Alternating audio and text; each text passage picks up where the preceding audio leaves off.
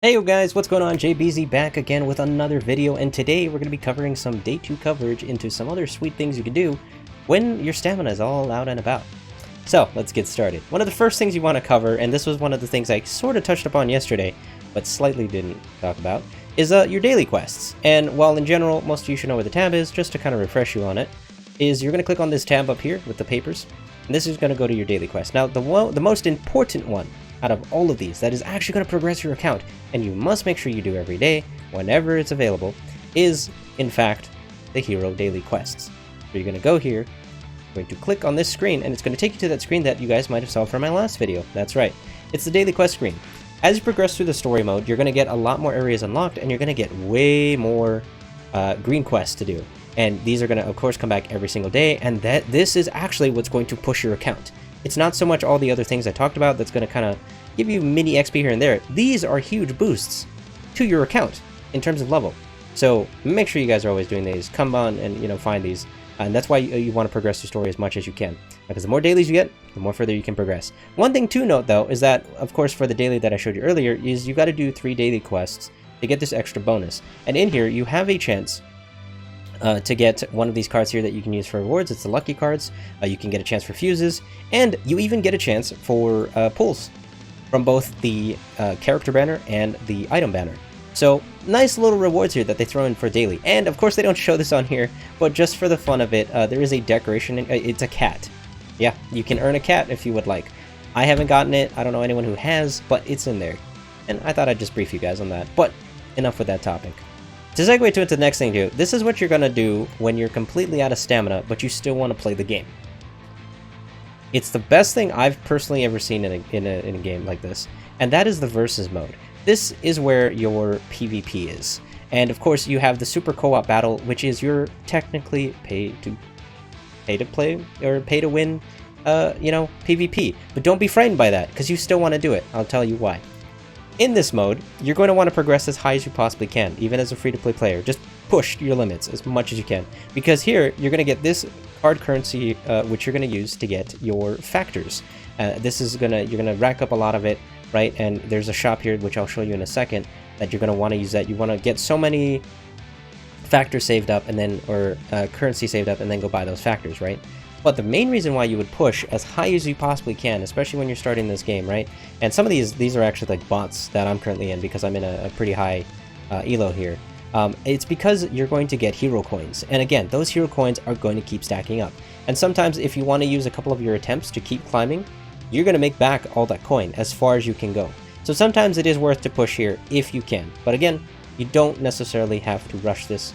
And this one does have a limit. It's hero coin timed. You usually do 5 a day, or you can do up to 30 if you do use your hero coins.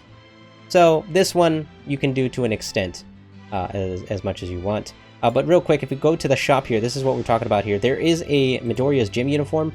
Do not bother buying this just yet. That is something you can get later down the line. The first most important thing is maxing out your skill tree on whatever main character that you have. Whoever is like your main. This is like your one character. And again, these are the factors I'm talking about. You're going to pick whichever one that is, and you're going to buy that with the currency. I usually save about 400 or so, and then I buy in bulk. It's a lot simpler that way. You can save up a lot if you want as well. It depends how much you want to pay for. And that's that. Co-op is something I normally save until after I finish all my stamina runs. And why is that? Because all of co-op does not use any energy. That's right. None. You play this as much as you like up until the cap. So, for instance, when you get an emergency, you are only able to do 1 a day. And you're only able to assist 1 person a day. That's the one time you get the reward from this. So this, again, has a cap. But, just do it when it's up. Okay? The second thing is joint operation. This, you can only do once a day. And you can only go in with whoever the group is. And you try to do, with this, you do the hardest one, whatever difficulty you can. And this allows you to get some of these rewards, which is affinity rewards. And sometimes they throw chips and XP in there. It's not the greatest of dungeons, but it's something you want to do every day. It's just get it done. It's a good daily. Now, the one that is the most interesting, and I think personally the most fun, is agency assessment, or as we like to call, the office. In this mode, you are going to have between 3 places: the town night raid, the abandoned chemical plant, and the forest training. 3 different fields, And if you want to think of this system as a good friend of mine once said, if any of you played World of Warcraft, it's like those mythic keys. They work in the same way. And so if you go to create team here, and I'm just going to do this for example, you're going to notice that not only do you get to put a key up here, if you have a key sign down below by your name, and it's highlighted like this, you have a key. If it's broken, you might have to get a new one, or if we have somebody else joining me right now. We're not actually going to do this, but yeah, okay, he left. Ideally, this is what I wanted to show you though. So the way that the agency assessment works is you put in a key, and I'm going to put in my key just because I'm on level 14. This resets every single week, I believe, and you just keep climbing higher, higher, higher, and the BP just skyrockets until you get it. I'm on level 14, and this is 14k. I don't have anything near that necessarily. Well, actually, no, I do. I have a rock, so I can technically do this. But one of the things I want to point out is, depending how low the key is, whatever you want to use, you notice they have 2 charges above them. That's right. Each unit can only be used twice in this mode. So whenever you're on the lower stages, right, on the lower keys, make sure you are using your lower character first, as much as you possibly can, and as the BP raises, then you switch to an according character. But I do want to make sure you guys don't waste your highest level characters on really low, bad places. I'm just gonna kind of... I'm not doing this for real. But yeah, so keep that in mind. That's how to do this. But check this out. Throughout the entire assessment, you can do this as long as you have...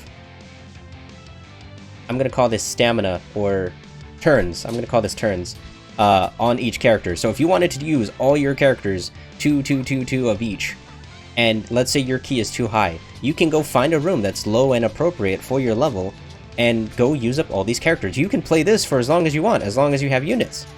So it's a really, really good mode, and that's why I save it afterwards, when all your stamina is gone. It's a really fun, relaxing thing. You can kind of throw yourself in there. And honestly, I would save it to last, but it's up to you how you want to handle it. Definitely the other 2 I would prioritize though. The emergency, whenever that pops up, do that right away. And the joint operation, do whatever you want, but again, those 2 are the capped ones. You can only do them once. Agency is the only one you can do as much as you want, as long as all the characters that you have, and all the keys, that depending on wherever you want to go through. That is it. Alrighty, and on the note of, you know, we're talking on the whole day 2 progression thing, once you actually get your account leveled, at this point you're going to be past the original places that you farmed, you're going to unlock a stage called Solo Raids. Or in this case, it's called Night Ops. So you're going to go over to Solo, from where we went last time. You're going to go over to here, where it says Night Ops/Chips. And as you get here, you're going to notice these stages. So when you first get here, you're only going to see the chemical crisis. Now, here's the biggest thing. Only do them once. Clear them until you get stuck. So once you clear chemical crisis, you're going to go then down to Operation Dawn, then you go to Before the Storm. I will say this right now, majority of you, especially like me, are probably going to get stuck at Before the Storm. This is pretty much where you're going to be working with as far as how far your account's going. Rainy Night is just going to be too difficult at the time. If you can do it, do it.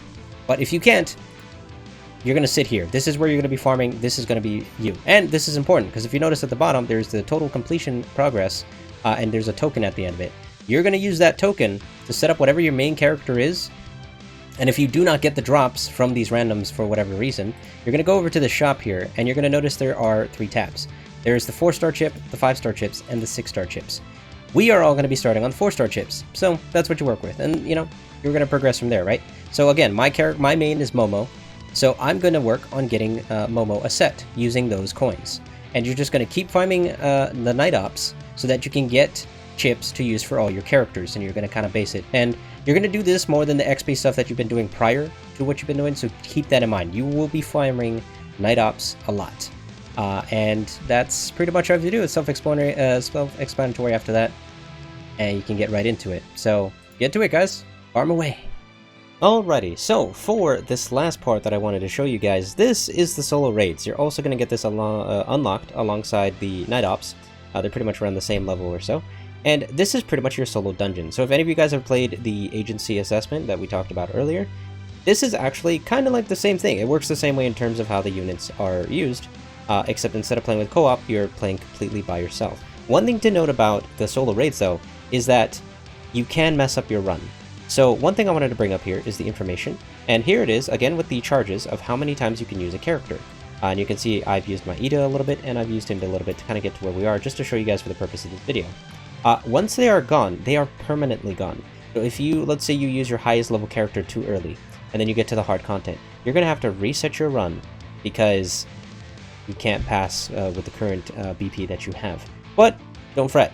There's also another system to this. Just like any other tower mode, like Epic 7 or any of those games, there's a buff section. So after you defeat one of the fights that happen to be in the realm, which I will show you in a little bit, you get these cards, which are essentially buffs, or in my case, I have like one damage card and one card that, you know, makes the enemy weaker. You get all these kind of cool things that really put the character out there. So just to show you guys a quick example here, we're going to go do this blue battle. This is one of the easier mobs.